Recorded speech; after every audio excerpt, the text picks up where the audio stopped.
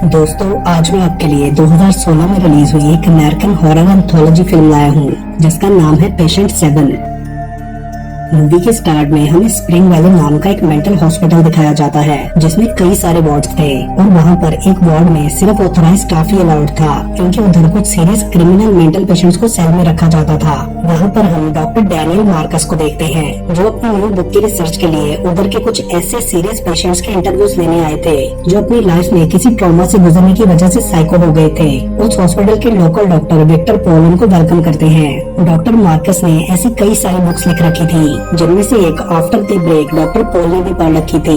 वो उनसे पूछता है कि क्या मैं आपको डैनियल बुला सकता हूँ, मगर डॉक्टर मार्कस कहते हैं कि नहीं, ये मैं सिर्फ अपने दोस्तों को ही अलाउ करता हूँ। डॉक्टर पॉल उनसे काफी इंप्रेस लग रहा था। उसके पूछने पर डॉक्टर मार्कस बताते हैं कि मैं अपनी इस बुक में ट्रू मेंटल इलनेस और पेशेंट के क्रिएट किए गए साइकोसिस के फंडामेंटल डिफरेंसेस बताना चाहता हूँ। साइकोसिस मतलब ऐसा सीवियर मेंटल डिसऑर्डर जिसमें इंसान एक्सटर्नल रियलिटी से दूर चला जाता है। डॉक्टर मार्कस का ख्याल था कि ऐसे पेशेंट्स अक्सर साइकोसिस इसलिए क्रिएट करते हैं क्योंकि वो झूठ बोल रहे होते हैं, असल में वो मेंटल होते ही नहीं, क्योंकि वो पास में हुआ अपना कोई एक्ट या क्राइम छुपाना चाह रहे होते हैं। डॉक्टर पॉल उन्हें अपने 6 पेशेंट्स इंटरव्यूज के लिए प्रोवाइड करता है जिन्हें बहुत सीवियर मेंटल हेल्थ इश्यूज थे जैसे पैरानॉइड, सिजोफ्रेनिया, एक्सट्रीम फोबियाज और डेलूजनल डिसऑर्डर्स। डॉक्टर पॉल ने अपने 2 वार्ड बॉयज कायल और शेन को स्पेशल इंस्ट्रक्शंस दी थी कि उन्होंने आज डॉक्टर मार्कस को असिस्ट करना है। वो अपने हॉस्पिटल के ऑपरेशनल बजट के कम होने का भी बताता है। तो डॉक्टर मार्कस कहते हैं कि मैं अपनी इस बुक की सक्सेस के बाद आपके हॉस्पिटल को काफी अमाउंट फंड में दूंगा। उसके बाद डॉक्टर पॉल वहाँ से चला जाता है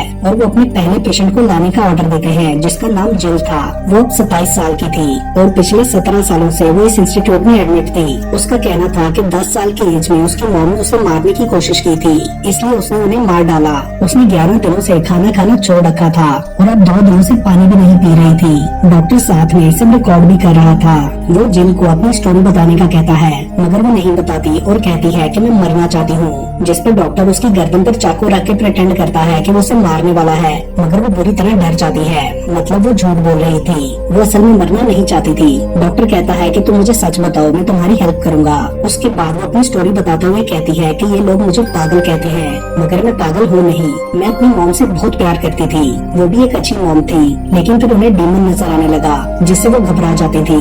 उस रात भी मॉम को जिल जख्मी हालत में नजर आई और छोटी बेटी कैटी की भी स्क्रीमिंग सुनाई दी। वो देखने के लिए कैटी के रूम में गई तो वहाँ भी वही डीमन था जो कैटी पर हमला करने वाला था, इसलिए मॉम ने उस पर पहले हमला कर दिया। लेकिन जब जिल ने देखा तो उधर कोई भी नहीं था, मगर मॉम को वो नजर आ रहा था, इसलिए वो जिल को बचाने के लिए उसके पीछे भागने लगी। जिल ने खुद को बाथरूम में बंद कर लिया और मॉम की मेडिसिन ढूंढने लगी, मगर उसमें एक ही टेबलेट थी जो कि गिर गई थी। जिल का कहना था कि उस रात पापा और कैटी घर पर थे ही नहीं। मॉम बाथरूम तक पहुँच गयी और उन्हें मेरे साथ भी डीमन नजर आने लगा। जब मॉम ने जिल को डीमन समझकर उस पर अटैक किया तो जिल ने खुद को बचाने के लिए मॉम को मार डाला। लेकिन ये सब सुनने के बाद डॉक्टर बोलता है कि तुम झूठ बोल रही हो, असल में तुम खुद एक साइकोपैथ किलर हो।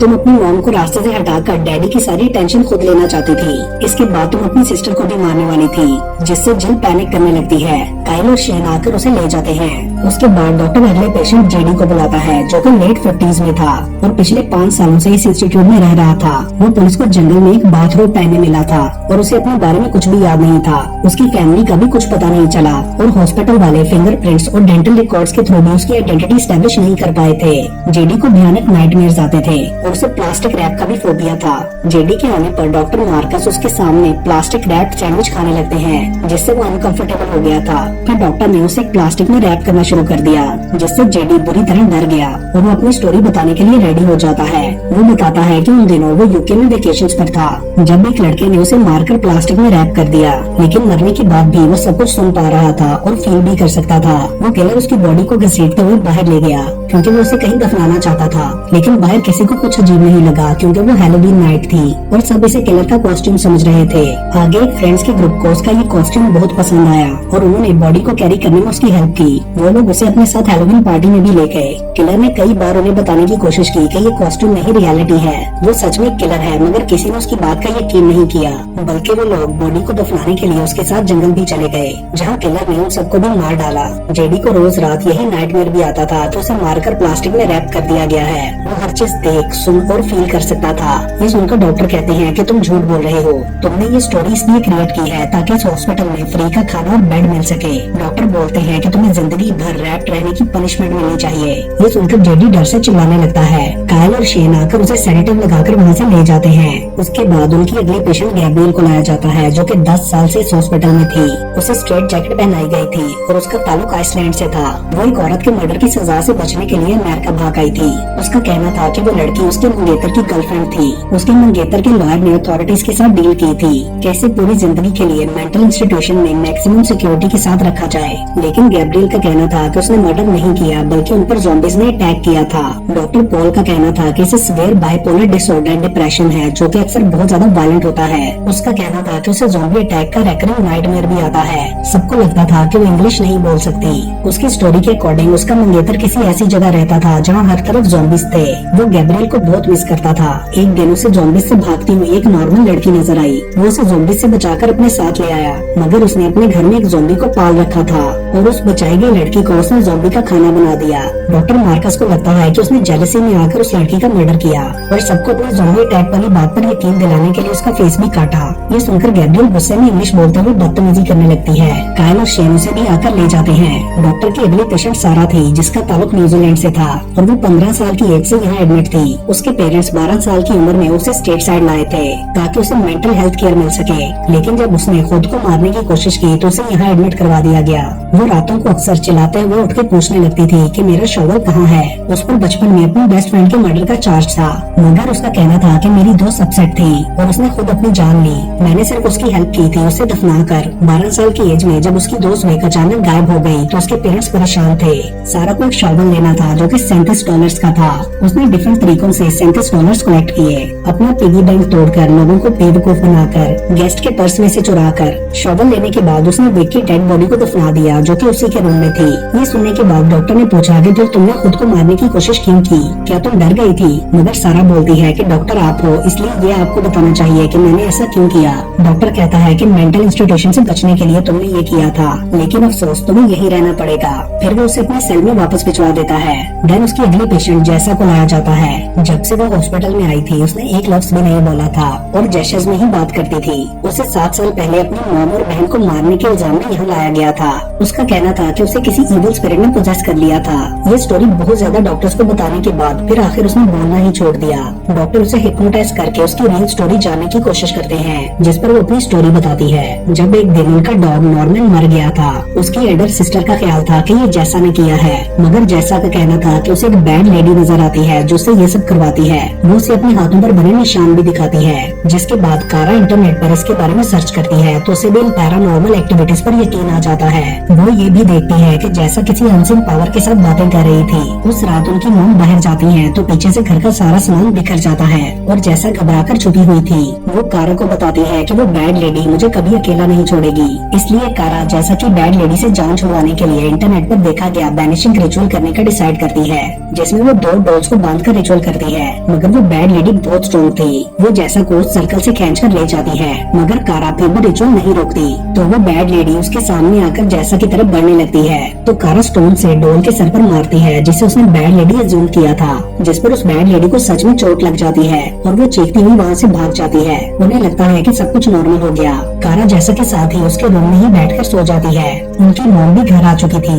रात को जब अचानक कारा की आंख खुलती है तो जैसा रूम में नहीं थी। उसे ड्रीम में बैड लेडी ने कहा था कि मैंने उसे रोकने की बहुत कोशिश की। कारा जल्दी से अपनी मॉम को बताने जाती है, मगर उन्हें किसी ने ब्रूटली मार डाला था, शायद जैसा ने। और तभी वो कारा को मारने के लिए उसकी तरफ बढ़ती है, जिसके बाद जैसा चीखते हुए हिप्नोटिज्म से बाहर आ जाती है और डॉक्टर से पूछती है कि मैंने आपको क्या बताया। उसे बोलता देखकर कायल और शेन काफी हैरान होते हैं। डॉक्टर उसे साइकोटिक किलर कहकर उनसे बाहर भेज देते हैं और ये भी बोलते हैं कि इसे सेडेटिव न लगाया जाए। जैसा बुरी तरह पैनिक हो चुकी थी। डॉक्टर का अगला पेशेंट डेमन था। उसे भी स्ट्रेट जैकेट पहनाई गई थी और वो वैम्पायर्स पर बिलीव करता था। उसको इसलिए अरेस्ट किया गया था क्योंकि उसने कुछ लोगों को मारने के लिए एक बंदे को हायर किया था।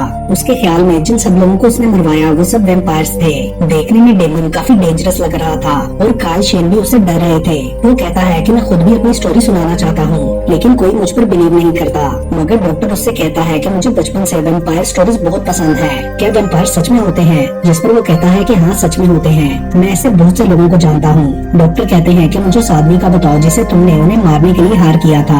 और तब हम स्टोरी में एक आदमी को देखते हैं जिसे अरेस्ट किया गया था और वो बार बार पूछे जाने पर भी अपना नाम और एड्रेस बताने से मना कर रहा था। ऑफिसर उसको जॉन कहकर बुलाता है और इंटेरोगेशन में बताता है कि उसने एक लड़की जेनेट ग्रे को उसका हार्ट निकालकर मार डाला था।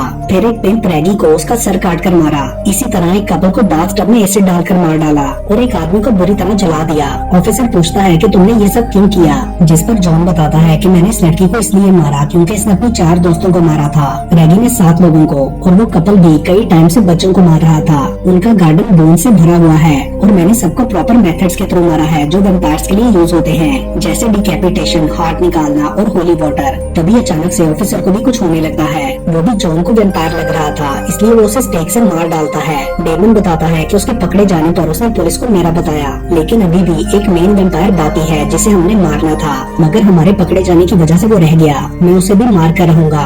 डॉक्टर उससे कहता है कि मुझे सब पेशेंट्स में से तुमसे मिलकर अच्छा लगा, तुम काफी फैसिनेटिंग हो। देन वो चला जाता है और डॉक्टर भी घर जाने की तैयारी करता है क्योंकि उन्होंने सब इंटरव्यूज कर लिए थे। रूम से बाहर निकल कर वो देखते हैं कि हॉस्पिटल में सब चीजें बिखरी हुई है और काइल और शेन को भी किसी ने मार डाला था। तभी वो 6 पेशेंट्स अचानक से डॉक्टर पर हमला कर देते हैं और उसे स्ट्रेट जैकेट पहनाकर बेड से बांध दिया जाता है। देन डेमन उसे मारने के लिए आगे बढ़ता है क्योंकि वो उसे वेम्पायर समझ रहा था। डॉक्टर उसे समझाने की कोशिश करता है कि मैं वेम्पायर नहीं हूँ और रियल लाइफ में वेम्पायर्स नहीं होते, मगर डेमन फिर भी उसे मार डालता है। और तभी डॉक्टर मार्कस की डरते हुए आंख खोल जाती है। मतलब ये सब उसका एक सपना था। यहाँ रिवील होता है कि मार्कस खुद उसी हॉस्पिटल के सेल में बंद एक साइकियाट्रिक पेशेंट था। तभी काइल और शेन वहाँ आकर उसे सेडेटिव इंजेक्शन लगा देते हैं और देन डॉक्टर पॉल वहाँ आकर सेम उसी तरह सैडिस्टिक होकर उसका सेशन करते हैं जैसा वो पेशेंट्स के साथ कर रहा था। डॉक्टर पॉल उससे कहते हैं कि तुम ना कोई ऑथर हो और ना ही कोई डॉक्टर, बल्कि तुम एक पेशेंट हो जो कि पिछले 30 साल से यहाँ है। तुम स्कीइंग ट्रिप पर अपनी मदर, आंट, अंकल और एक कजन को मारने के जुर्म में गिल्टी हो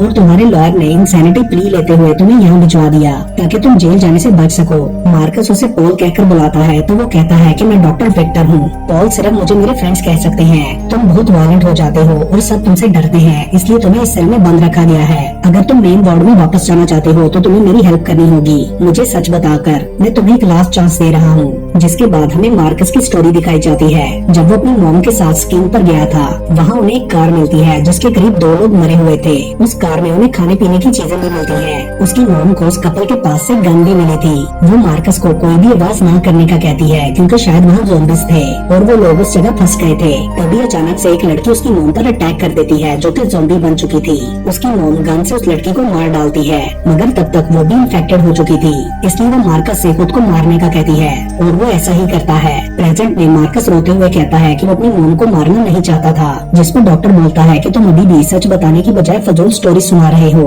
जिस तरह तुम हमेशा से सुनाते आ रहे हो, बिल्कुल फजूल stories, serial killers, demons, vampires, ghost और ज़ॉम्बीज की। मैं इन सब पर बिलीव नहीं करूंगा। सच ये है कि तुमने अपनी फैमिली और बहुत से लोगों को मारा है, मतलब वो सब लोग जिनको पिछले पेशेंट्स की स्टोरीज में दिखाया गया। डॉक्टर कहता है कि तुमने डेथ पेनल्टी से बचने के लिए झूठी मेंटल हेल्थ इश्यूज का ड्रामा किया। वो उसे सेम ऐसे ही मॉक कर रहा था जैसे मार्कस ने अपनी हेलुसिनेशन में बाकी पेशेंट्स के साथ किया था। एंड देन वो उसे लॉक करके वहाँ से जाने लगता है तो मार्कस पीछे से अटैक करके उसकी गर्दन तोड़ के उसे मार डालता है और कीज लेकर लॉक खोल लेता है। देन वो डॉक्टर विक्टर पॉल की ग्लासेस लगाकर और शॉवल लेकर कहता है पेशेंट्स को मेरी जरूरत है क्योंकि ये मेरे राउंड्स का टाइम है। देन वो बाहर जाकर हॉस्पिटल में सब लोगों को मारने लगता है और इसके साथ ही ये मूवी